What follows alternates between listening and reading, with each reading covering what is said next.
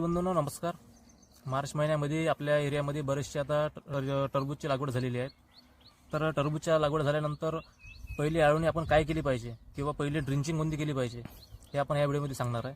तर पहिल्या ड्रिंचिंगमध्ये तुम्ही ICL कंपनीचे 113624 त्याच्यासोबत पाटील बायोटेक कंपनीचे ऑक्सिजन सोबतच JSP कंपनीचे 400 PCT 410 जे तुम्हाला ICL कंपनीचे 113624 सांगितले आहे त्यामध्ये 11% नायट्रोजन 36% फॉस्फरस सोबतच 24% पेंटॉक्साईड पोटॅश येते.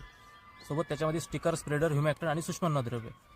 पाटील बायोटेकच्या ऑक्सिजनमध्ये ह्युमिक फुलविक प्लस अमिनो सोबतच JSP कंपनीचे PCT 410 यामध्ये तुम्हाला बुरशीनाशक सोबतच अळीनाशक हे तुम्हाला तिन्ही आयटम मिळून जाते. याची तुम्ही ड्रिंचिंग करू शकता. 113624 एकरी 3 किलो घ्या. 1 लिटर पाटील बायोटेकचे ऑक्सिजन सोबतच PCT 410 250 ml प्रति एकर.